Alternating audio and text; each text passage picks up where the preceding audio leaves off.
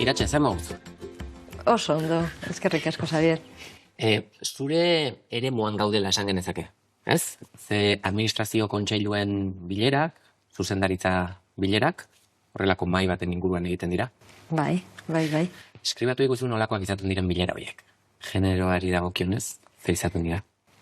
Bueno, gehienetan gizonezkoak edo maioria baten, gehiengo baten gizonezkoak izaten dira.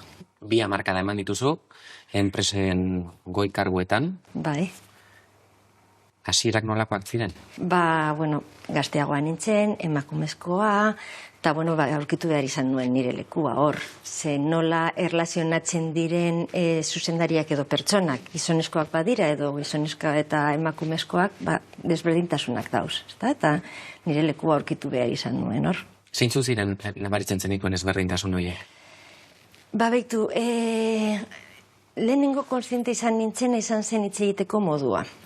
Ez da, igual emakumezkoak gara pizkat ez gara inkontundenteak, esaterakoan gauzak, esaten dugu, ez dakit arazoa bati buruz hitz egiten bagauz, guk esaten dugu, nik uste dut hau egin dezakegula horrela, edo nire ikuspuntutik hau ez dakit zer, eta haiek dira oso askoz ere kontundenteagoak.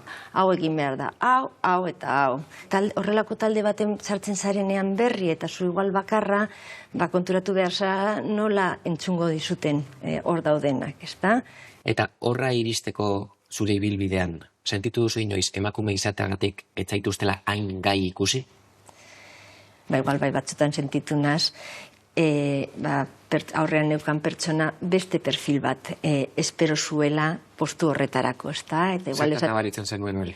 Igual esaten zidaten, ez dakit aurrera jungo zaren, zemen gauz bilatzen pertsona bat pizkat seniorragoa, no? Eta, nire buruan gelditzen zen hauek dauz bilatzen gizonezko bat, no? Ez dakit... Tiguroia. Ez dakite tiguroia, baina bai pentsatzen dute igual, izango zara gai, hori bai galdetu diate noizbait, izango zara gai emateko kolpe bat mailan horrela egin behar dan. Ez que igual ez zaituzte ikusten horrela, igual suabeago hitz egiten duzu, edo ez dakit. Eta gizon bat bai ikusten dute horretarako gai? Bai, nik uste dut baietz. Oituago dauz. Ez que, zuzendaritzan, gaur egun gehienezkoak gizonezkoak dira. Eta enpresa handietan dauden zuzendariak gehienak gizonezkoak dira. Orduan, ez da imaginatu behar dutela zerbait, ez que ikusten dute egunero. Orduan, ikusten dute gizon bat, hau egiten, tal. Zenbat emakume ikusi dituzte horrelako gauzak egiten, gutxi hau. Orduan, zalantzak hor dauz. Eta egiten dizutenean galdera hori, izango zara gai mailan kolpea emateko, zer erantzuten diezu? Beharrezkoa danean, bai, klaro baietz. Nik uste dut gauzak ez direla horrela egin behar hasieratik, baina, klaro, egin behar danean egiten da. Emakumezkoak gara gai horretarako eta behar denerako, eta bilatzeko moduak akordiotara heltzeko, zori bada desberdintasun handi bat daukaguna, zelan heltzen garen akordiotara emakumezkoak eta gizonezkoak. Bai. Iruzurtiaren sindromea zer den badakizu, Iratxe? Bai. Sentitu duzu inoiz? Bai. Askotan.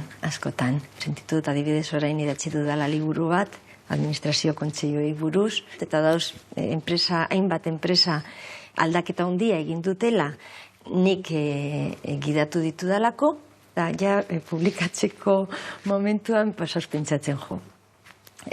Bai, benetan ikusiko dute baliogarria dela. Zalantza horiekin bizitzen ikasi duzu orduan, baina garai batean zalantza horiek gelditu egiten zizuten? Niri ez. Zure esperientziatik, ikusi dituzu oso jarrera ezberdinak emakumezkoen eta gizonezkoen artean?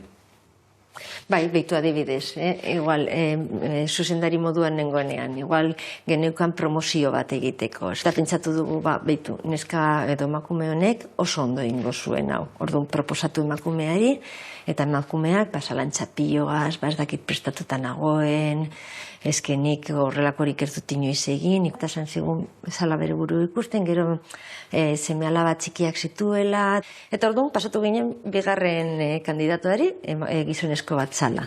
bigarrena, ezta? Eta proposatu genion, ze ondo iratze posten naz, nik oso ondo ikusten dut nire burua postu honetarako, tal. Emakume batek postu berri bat hartzeko lehenengo ikusi behar du bere burua prestatuta. Orduan, edo formakuntzarekin, edo norbaiten laguntzarekin, baina ikusi behar du bere burua formatuta. Belaunaldi berriak nola ikusti dituzu? Ze joaten zara ikastetxeetara, neskak arlo teknikoetan sartzera animatzera. Bai.